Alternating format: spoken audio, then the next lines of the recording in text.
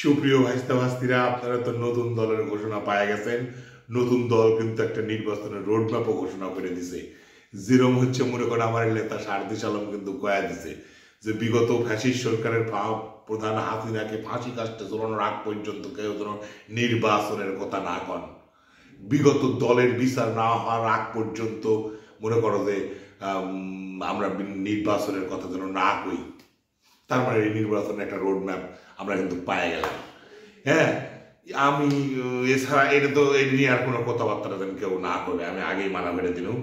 হ্যাঁ, আমরা কিন্তু বলে দিছি, পরে কেউ না যে তোমাদেরকে সতর্ক করে দিনি। তোমাদেরকে কিন্তু আমরা সতর্ক করে দিলাম, কেউ বিষয় নিয়ে কোনো কথা কবে না। আমরা কিন্তু ছুটি করতে চাই।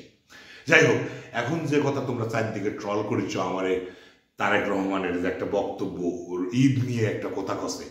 হ্যাঁ, একজন দেখলাম যে লেগেছে ফেসবুকে, হে চাঁদপুরবাসী তোমরা মনের আশা পূরণ হতে যাচ্ছে। মানে বাংলাদেশের চাঁদপুরের লোকজন মনে করো যে সৌদি আরবের সাথে একসাথে ঈদ করে, এইটা নিয়ে তিনি কোন যন্ত্রণা থেকে কথাটা কষে এইটা একবারও কেউ ভেবে দেখিচ্ছে না। তার কথা নিয়ে ট্রল হচ্ছে, আলোচনা সমালোচনা হচ্ছে যে পৃথিবীর সবাই একসাথে কিভাবে ঈদ করবি, এক জায়গায় দিন হচ্ছে, এক জায়গায় রাত হচ্ছে, সময়ের পার্থক্য। এটা তো চন্দ্র সূর্যের উপর নক্ষত্রের উপর নির্ভর করে ঈদ হয়, একসাথে করা যায় কিনা এটা নিয়ে ট্রল হচ্ছে। আসলে তিনি ওই কথাটা বলতে চাননি, ভেতরের কথাটাকে আপনারা উদ্ধার করতে হবে। আজকে আপনারা জাতির বিবেক আপনারা বুঝতে হবে। সবার মামলা খালাস হয়ে যাচ্ছে, তারা জিয়ার মামলা খালাস হচ্ছে না, এখনো পর্যন্ত নিষ্পত্তি হচ্ছে না।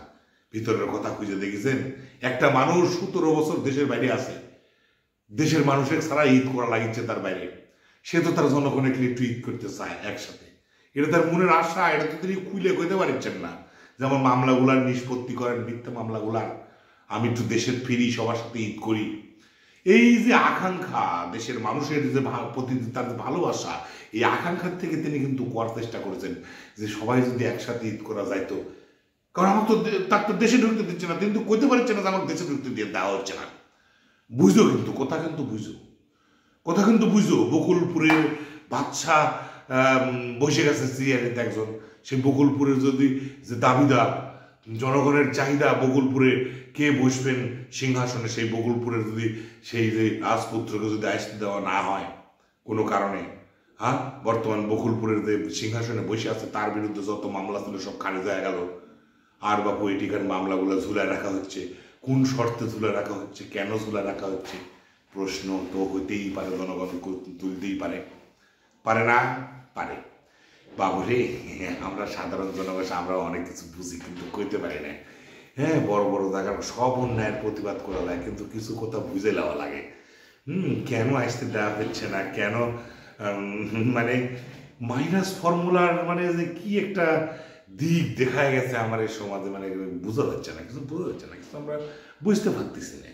হ্যাঁ, মানে কোন দিকে যাচ্ছে দেশ, মানে দেশটা কি মনে করো যে জাতামাতা কথা কয়ে খাটো করার একটা রীতি কিন্তু সবার তৈরি লাগছে।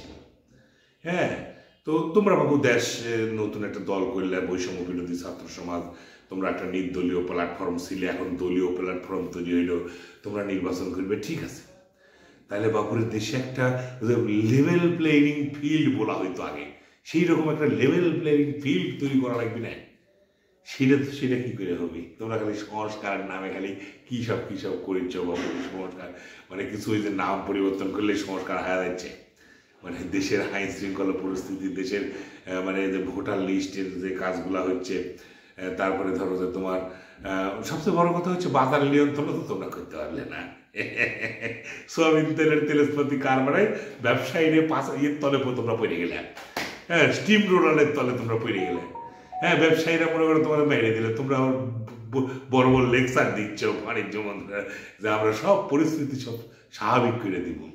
এক সোয়াবিন তেলের ঝামেলায় তোমরা মিটাতে পারো না দেশের ব্যবসায়ীদের সাথে, তোমার আর তোমরা বলবে দেশের পরিবর্তন। হ্যাঁ, মানে কি আজই নাকি দেশে বাস করি, কিছু ভুলার নাই।